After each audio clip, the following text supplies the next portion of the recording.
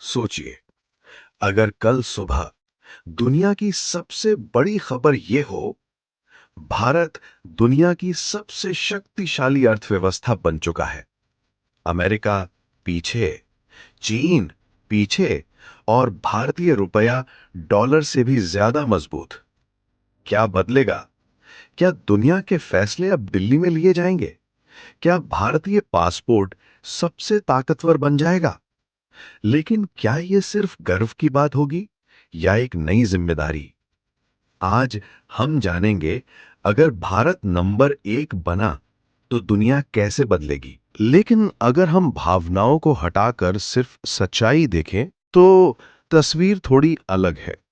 आज दुनिया की सबसे बड़ी अर्थव्यवस्था अमेरिका है, करीब 25 ट्रिलियन डॉलर। चीन दूसरे स्थान पर, लगभग 18 ट्रिलियन डॉलर। और भारत तीसरे स्थान पर, करीब 3 से 4 ट्रिलियन डॉलर। फासला छोटा नहीं है, बहुत बड़ा है। लेकिन कहानी यहीं खत्म नहीं होती, क्योंकि भारत दुनिया की सबसे तेजी से बढ़ती बड़ी अर्थव्यवस्थाओं में से एक है। हर साल लाखों नई नौकरियां, हजारों नए स्टार्टअप्स। डिजिटल पेमेंट में भारत दुनिया का नेतृत्व कर रहा है। यूपीआई, हर महीने अरबों ट्रांजैक्शंस।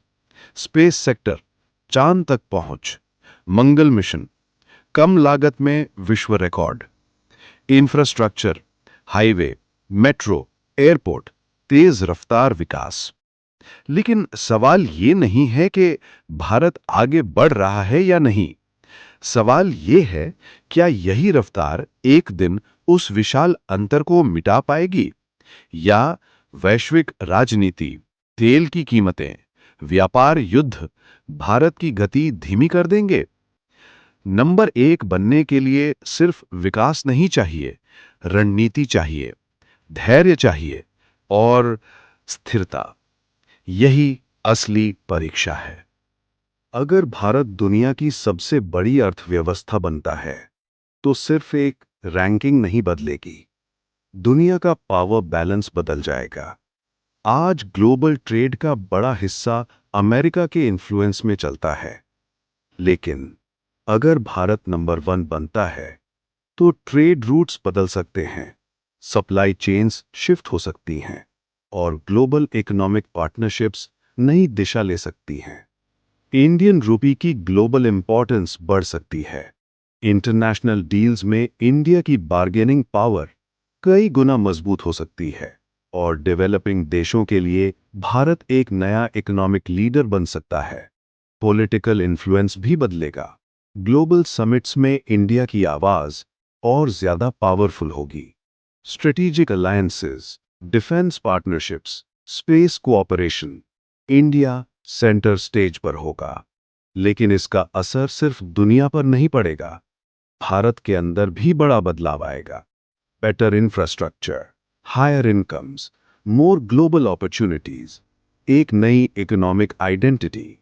लेकिन हर ताकत के साथ जिम्मेदारी भी आती है। इकोनॉमिक ग्रोथ को सस्टेन करना आसान नहीं होता। Inequality, employment pressure, environmental challenges, यही असली परीक्षा होगी। इतिहास गवाह है, सबसे शक्तिशाली अर्थव्यवस्थाएं भी अगर संतुलन नहीं रख पाईं, तो उनका डोमिनेंस लंबे समय तक नहीं टिक पाया। तो सवाल सिर्फ ये नहीं है कि भारत नंबर 1 बन सकता है या नहीं।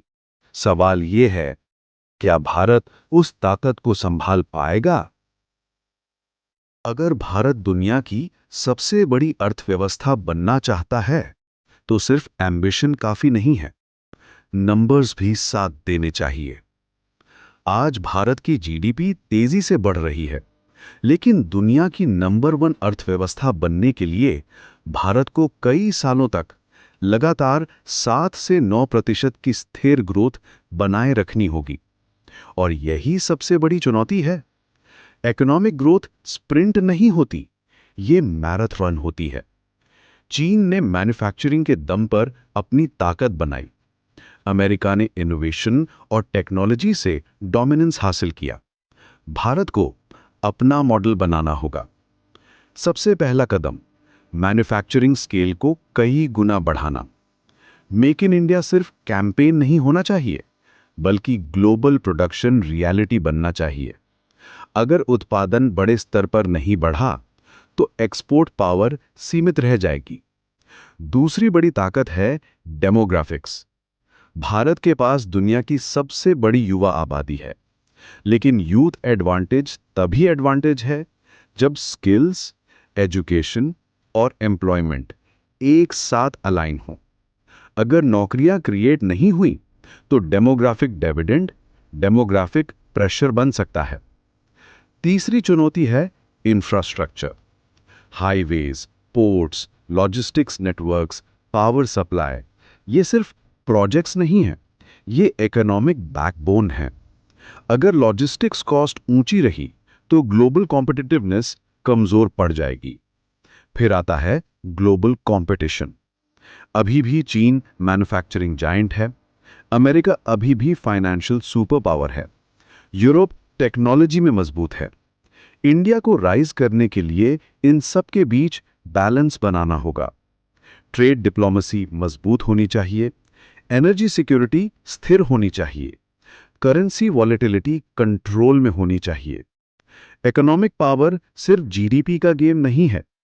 ये स्टेबिलिटी, सस्टेनेबिलिटी और स्ट्रैटेजी का कॉम्बिनेशन है। सबसे बड़ा सवाल यही है, क्या भारत अगले 20 सालों तक कंसिस्टेंट मोमेंटम बनाए रख पाएगा? क्योंकि इतिहास बताता है, जो देश मोमेंटम खो देते हैं, वे डोमिनेंस तक पहुंचने से पहले ही रुक जाते हैं।